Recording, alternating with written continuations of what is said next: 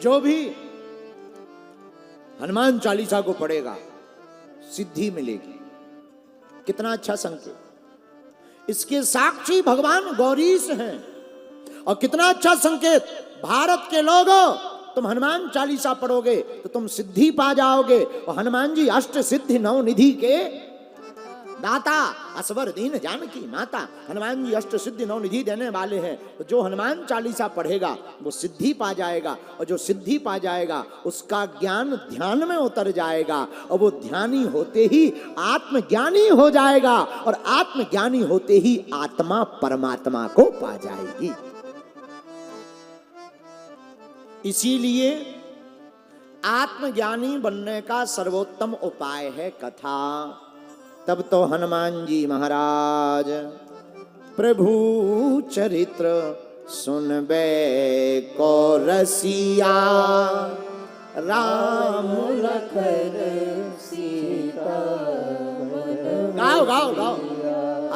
प्रभु चरित्र सुनबे को रसिया, राम लखन सीता।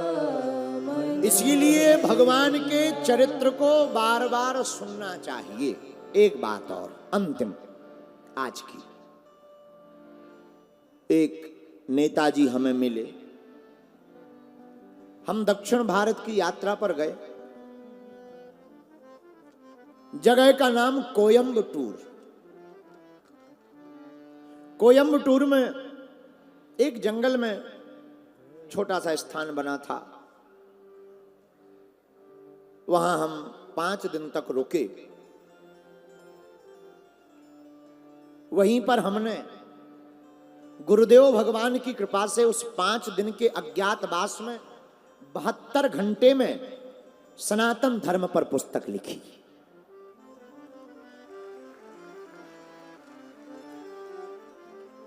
उस पुस्तक का विमोचन इसी दिसंबर महीने में 24 तारीख से 30 तारीख के बीच में बागेश्वर धाम पर किया जाएगा। उस पुस्तक में गुरु कृपा से जो हमने लिखा है, गुरुदेव ने लिखवाया है।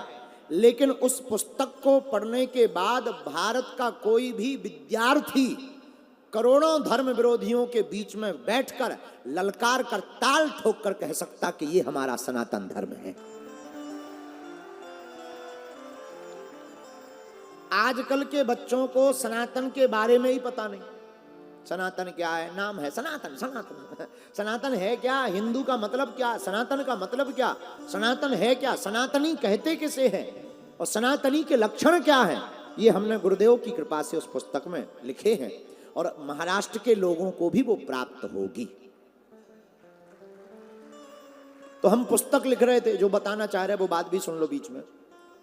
हम पुस्तक लिख रहे थे, तब तक पुलिस का आना हुआ। हमने पूछा क्या बात है? किसी ने हमें आके बताया यहाँ के बहुत बड़े नेता आपके दर्शन करने आए। उनका नाम नहीं लेंगे। उस प्रदेश के बहुत बड़े नेता वहां आए। हम तो सहज बस बैठे हुए थे झोपड़ी में, पुस्तक लेखन चल रहा था। हमने सीताराम की आवाज़, बहुत स्वागत है आपका। उनकी हिंदी टूटी फूटी थी, शुद्ध हिंदी नहीं बोल पाते थे।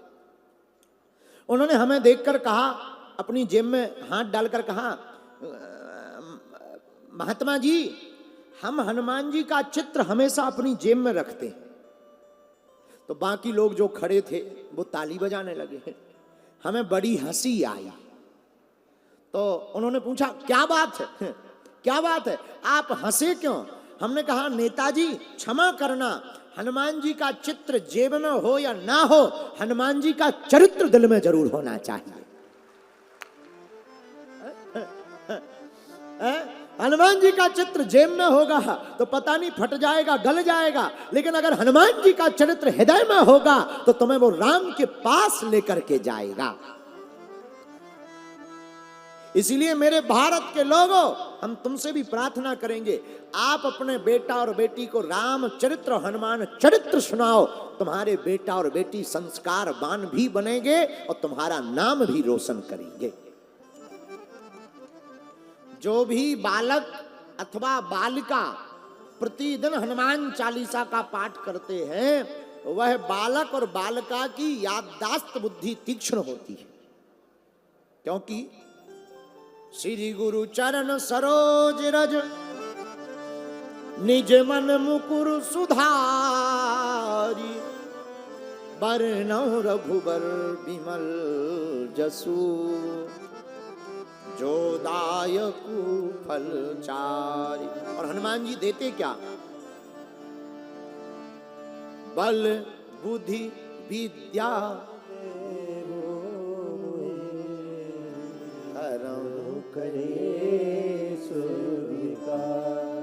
हनुमान जी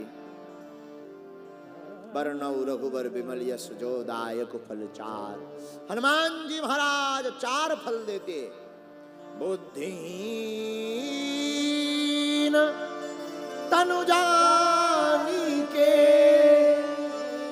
सुमिरौ, देखो इसमें भी ध्यान, सुमिरौ कहा, इसमें भी ध्यान छिपा।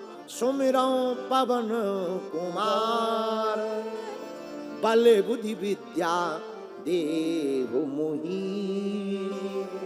हरहु कलेश विकार।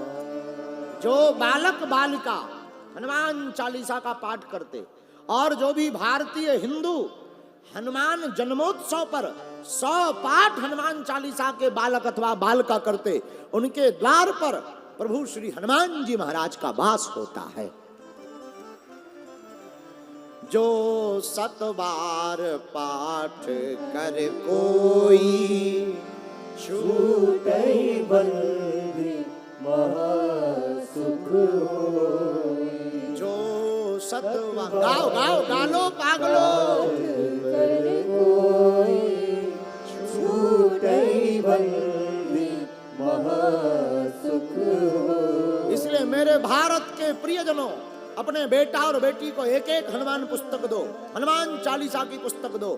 तुम्हारा बेटा और बेटी जब अब स्कूल में हनुमान चालीसा की पुस्तक लेकर जाएगा और कभी इंटरवल हुआ एक हनुमान चालीसा पढ़ लेगा, तो कितने भी धर्म विरोधी बैठे हों वो तुम्हारे बेटा या बेटी का ब्रेन ब्रॉस नहीं कर सकते हैं। लोग हमारे पास आते, महाराज लव जिहाद से बचने का उपाय बताओ। लव जिहाद से बचने का यही उपाय है, बेटी के बैग में, बेटा के बैग में हनुमान चालीसा की पुस्तक डाल दो। जाओ तुम रक्षक काहू को डरना, हनुमान जी तुम्हारी रक्षा करेंगे। और हनुमान जी महाराज की कथा सुनवाओ, राम कथा सुनाओ, तुम्हारे बेटा और बेटी मेधावी होंगे। और महाराष्ट्र के प्रियजनों, आज के दूसरे दिवस की कथा में एक उपाय और सुनो। जय श्री राम, जय श्री राम, जय श्री राम। जो भी अपने दरवाजे पर हनुमान जी महाराज, श्री बागेश्वर हनुमान जी या कोई भी हनुमान जी जो श्रद्धा हो, हनुमान जी का चित्र लगाकर रखता है, उसके घर में जो प्राण प्रतिष्ठित करके चित्र अपने दरवाजे पर लगाता है, उसके घर में कभी भी जो है अलाय बलाय प्रवेश नहीं करती। उपाय सुनो, हो सके तो लकड़ी के हनुमान जी बनवाओ, पीपल की जड़ के, पीपल की जड़ के हनुमान जी बनवाकर योग्य ब्राह्मण को बुलाकर मंगलवार के दिन अपनी घर की दरवाजे की देहरी पर श्री हनुमान जी महाराज को स्थापित करवा दीजिए। और बस नित्य दूर से ही उनकी आरती बंदन प्रसाद करिए, जैसे अपने ठाकुर जी की करते, दूर से ही उनका आरती बंदन प्रसाद करिएगा। समय समय पर ब्राह्मण को बुलाकर चोला चढ़वाते रहिएगा। आपके दरवाजे के रक्षक हनुमान जी हो जाएंगे। दुनिया की कोई भी नेगेटिविटी तुम्हारे घर के अंदर पांव नहीं रख सकती है।